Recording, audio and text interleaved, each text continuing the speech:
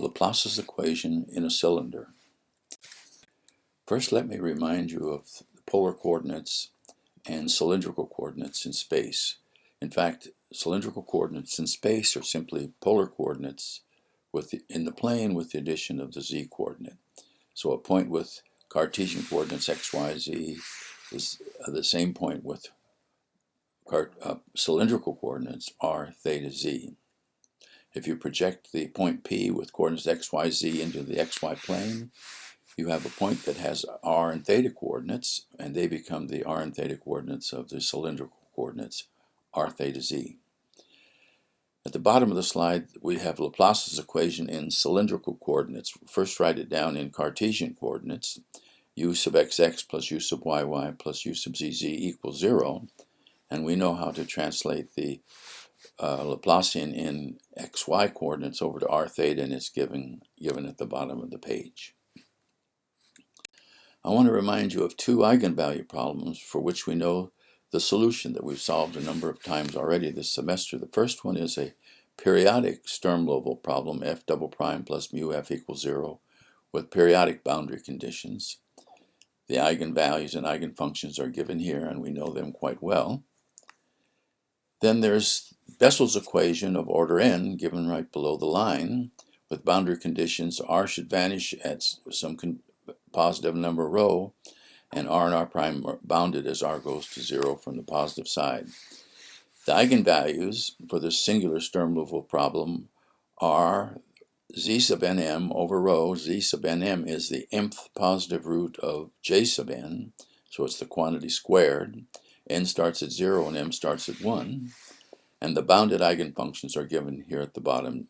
The bounded eigenfunction r sub nm is j sub n evaluated at the argument z sub nm r over rho. So these two problems will occur in the middle of our problem on Laplace's equation in a cylinder. So here's the statement of the problem from page 210, and the solution is given on pages 210 and 212. In equation 1, we have Laplace's equation in cylindrical coordinates. R runs between 0 and rho, a positive number, theta between minus pi and pi, and z runs from 0 to L. Thus, the domain is a right circular cylinder of radius rho and height L. Equations 2, 3, and 4 are boundary conditions for the problem. Equation 2 says that on the top surface of the cylinder, the solution function should vanish. Equation 3 says that on the cylindrical walls of the cylinder, the solution should vanish. And finally, on the bottom surface, z equals 0, the solution surface should take on the value f of r theta. So this is our problem, Laplace's equation in a cylinder. Separating variables in the standard way, writing u of r theta z as the product of r of r, f of theta, and z of z as our new factor, and substituting into the PDE, we get the equation here in the middle of the screen. Dividing by rfz and canceling common factors, we get equation 5, where I've also moved z double prime over z to the right-hand side. Equation 5 has the properties that there's only z dependence on the right and theta and r dependence on the left, and hence both sides must be equal to a common constant, which we'll denote by lambda, and we get equation 6. From equation 6, we obtain two equations. The first one is equation 7, z double prime minus lambda z equals 0, and then the equation here at the middle of the screen. This equation has variables r and theta on the right, so what we're going to do is move lambda to the right-hand side, the f double prime term to the left-hand side, and multiply by r squared to get the equation here in the middle of the screen. On the left, there's theta dependence on right side, only r dependence, so again, each side must be equal to a common constant, which we're going to set equal to mu. And so we obtain, f double prime minus f double prime over f equals mu, or equation 8. And the equation between 8 and 9, which unravels to be equation number 9. r squared r double prime plus r prime plus lambda r squared minus mu times r equals 0. So what about the boundary conditions? We need to translate the boundary conditions over to our single variable functions. It should be clear that since theta equals minus pi and theta equals pi gives us the same points inside the domain, we're going to have to require periodic boundary conditions on the theta variable. So f of minus pi equals f of pi, and I see there's a typo in the second one. That's f prime at minus pi equals f prime at pi. The boundary condition given in equations 3, namely u of r rho, when r equals z equal to rho, the solution should vanish on the cylindrical walls, translates to capital R of rho equals 0. And since r equals 0 is inside the domain, we must also require that r be bounded, r of r be bounded as r goes to 0 from the positive side. Finally, the boundary condition u of r, theta, and z set equal to L, the solution should vanish on the top surface, translates to z of L equals 0. So what we have are two eigenvalue problems, 10 and 11 for theta and the theta and r variables, and then equation 12. Let's study the eigenvalue problems first. The f equation, f double prime plus mu f equals 0 with periodic boundary conditions. Well, we know the solution of this problem. We've studied it many times. 0 is an eigenvalue with eigenfunction 1, which we take equal to 1. And when n is a positive integer, mu sub n is n squared, and the eigenfunction f sub n is a linear combination of cosine n theta and sine n theta. What about the r equation? Setting mu equals n squared in the equation 11, we get the equation here at the top of the screen, which we recognize as Bessel's equation of order n. We have also the two boundary conditions. Capital R at rho should vanish, and r and r prime should be bounded as r goes to 0 from the positive side.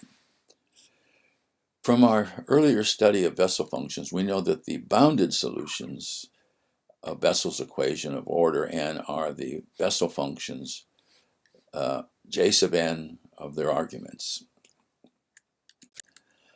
If we apply the boundary condition r of rho equals 0, we get j sub n evaluated at the square root of lambda rho equals 0. To solve this, we recall that it's standard to denote by z sub nm the mth positive root of Bessel function j sub n. Then we can solve this equation in the middle of the screen by setting square root of lambda nm rho equal to z sub nm. And that gives us the eigenvalues. We can solve that for lambda sub nm. We get z sub nm over rho, quantity squared. For the eigenfunction r sub nm, now it'll be j sub n evaluated at the argument z sub nm r over rho. Finally, we have to consider the z equation. We know that the lambdas are all positive now, and so the equation z double prime minus lambda z equals 0, which is an ODE for each nm, has a general solution, the linear combination of hyperbolic cosh and sine evaluated at square root of lambda sub nm times z. If we apply the boundary condition z at capital L equals 0, we can solve it for either alpha sub nm or beta sub nm. I'll solve it here for alpha sub n. It's equal to minus sinh over cosh evaluated at the common argument times beta sub nm. So I'm going to substitute that back into equation 14 and factor out the common factor of beta sub nm minus beta sub nm over cosh the square root of lambda sub nm times L. Still a complicated looking solution, but it turns out that the hyperbolic functions have certain trig identities, as do the ordinary trig functions. In fact, the trig identity in the middle of the screen here allows you to rewrite this solution at the top of the screen as z sub nm equals gamma sub nm times sinh square root of lambda sub nn times the quantity L minus z, where I've defined the coefficient gamma sub nm to be minus beta sub nm over this cosh function. So let's collect together the solutions of the equations for r of r, f of theta, and z of z. We have them here on the screen, and we know that we can form our product solutions and obtain the general solution as this double infinite sum of the product of j sub n, the linear combination of the cosine and sine n thetas, and finally the z equation solution. It's still complicated. We have coefficients a sub n, capital A sub n, capital B sub n times this another coefficient gamma sub nm, and we're never going to be able to solve for them separately, so I'm going to redefine them. I'll call lowercase a sub nm capital A times gamma sub nm, and similarly lowercase b sub nm is capital B sub n times gamma sub nm, and it allows us to simplify our solution dramatically. So we have this linear combination of hyperbolic sine times a cosine and a hyperbolic sine times a sine with Bessel functions out front. So this is our general solution. We still have our final boundary condition to apply, namely when we set z equal to 0, the solution should reduce to f of r theta. So substituting z equals 0 in our general solution, we end up the hyperbolic functions reduced to just hyperbolic sine and times the square root of lambda sub nm times L.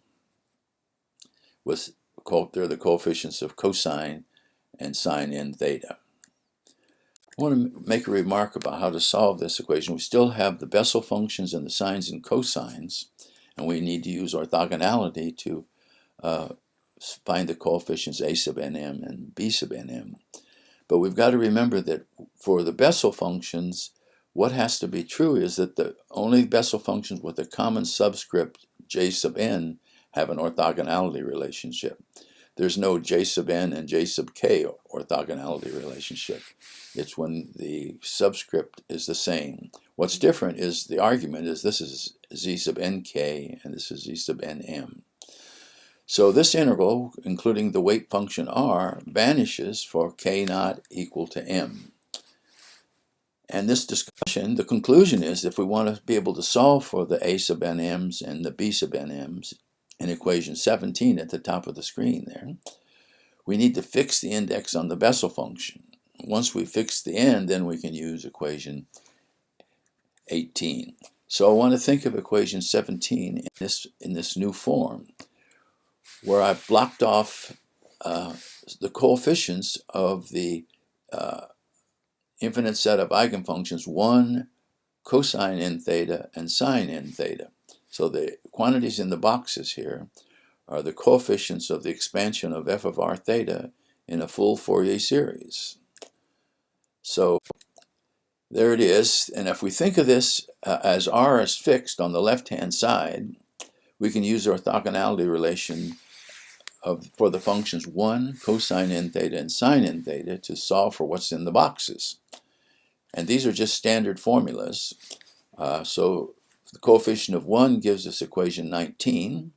The coefficient of cosine n theta gives us equation 20, and the coefficient of sine n theta gives us the formula in equation 21. Now I want to think of these equations in a different way. Think of theta on the left as integrated out, so we can think of the left-hand side of all three of these equations as functions of r alone. And so I want to think of these three equations as the Fourier-Bessel expansions of each of the functions on the left-hand side in 19, 20, and 21 in terms of the complete orthogonal family of eigenfunctions, the j-zeros in 19 and j sub n's in 20 and 21. So for example, take equation 19. Multiply 19 by r, j0 of its argument. R is the weight function, and integrate from r equals 0 to rho, and use the orthogonality relationships in 18 to find the following result. Hence, we can solve for A0k, and that's what we have in equation number 23. I want to point out that if you treat the other two equations, 20 and 21 above, in a similar manner, we can have the standard formulas for the Fourier coefficients, Fourier-Bessel coefficients, given in equations 24 and 25.